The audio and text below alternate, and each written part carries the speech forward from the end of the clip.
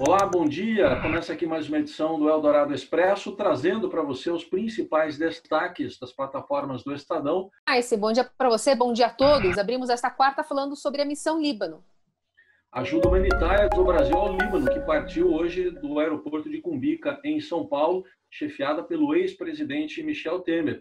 E o presidente Jair Bolsonaro esteve na partida dessa missão, que está levando mantimentos e equipamentos para o Líbano, que passou por uma tragédia na terça-feira da semana passada, explosão na zona portuária de Beirute, deixando 171 mortos, cerca de 6 mil feridos e 300 mil desabrigados. Depois ainda vai um carregamento de arroz por via marítima do Brasil para o Líbano. O presidente Michel Temer deu entrevista ao repórter Paulo Beraldo, do Estadão, dizendo que espera contribuir para a pacificação do Líbano, ele que tem origem libanesa. A gente acompanha essa missão que vai até o próximo sábado, dia 15 de agosto, e atualiza também para você no portal todas as notícias do Líbano.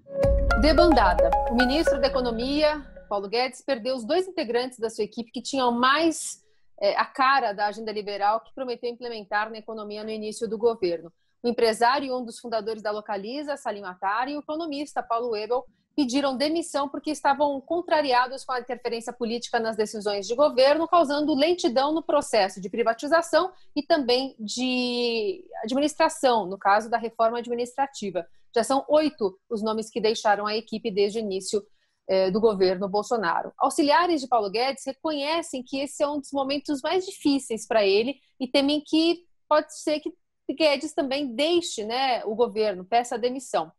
Ao comentar a debandada de ontem, Guedes até reforçou que os auxiliares que aconselham Bolsonaro a furar a regra de teto de gastos estão levando o presidente para uma zona de impeachment. Hoje, o presidente minimizou a debandada na economia e demonstrou apoiar o seu posto Ipiranga ao dizer que o norte continua sendo a responsabilidade fiscal e o teto de gastos.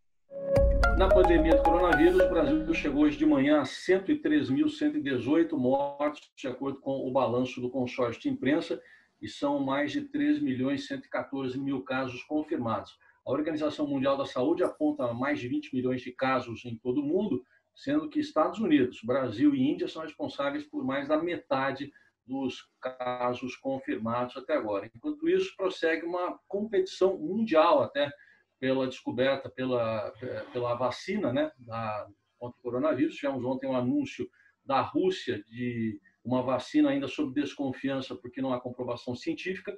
E aqui no Brasil, o Paraná, assinando um convênio com os russos, a Embaixada da Rússia hoje informou que o governo da Bahia também negocia um convênio.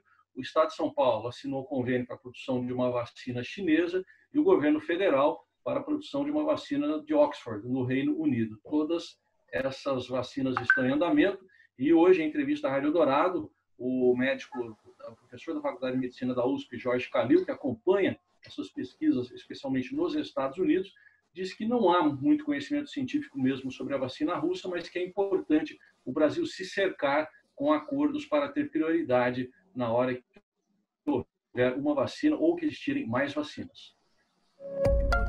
De olho em aumentar a arrecadação para enfrentar os efeitos da crise em 2021, o governo de São Paulo vai encaminhar à Assembleia Legislativa um projeto que faz um corte linear de 20% em todos os benefícios fiscais concedidos com o ICMS, que é a principal fonte de receita do Estado. Essa tesourada das renúncias fiscais deve garantir um aumento de arrecadação de 8 bilhões de reais. Enquanto isso, o Tribunal de Justiça de São Paulo propôs um aumento de 55%, ou quase 7 bilhões de reais a mais na verba do Judiciário Paulista para o ano que vem. O pagamento de salários e despesas com o pessoal estão entre os itens que terão os maiores saltos nos gastos. O assunto é analisado pelo vice-governador do estado, Rodrigo Garcia. No esporte, destaque para a rodada do Campeonato Brasileiro. É a segunda rodada, para alguns times vai ser a primeira. A expectativa é que seja a primeira rodada efetivamente cheia, com 10 jogos, 7 hoje e 3 amanhã. Mas surpresas podem acontecer. Por exemplo, o Atlético Goianiense teve testes positivos para 4 jogadores, mas alega que eles já tinham sido contaminados anteriormente e por isso conseguiu um recurso à CBF que eles joguem hoje, que eles possam jogar contra o Flamengo. Além desse jogo, tem Atlético Mineiro e Corinthians, tem Fluminense e Palmeiras e ainda o Bragantino recebendo o Botafogo. Você acompanha a rodada toda lá no portal do Estadão, que destaca também a fase de quartas de final da Champions League com jogos apenas em Lisboa.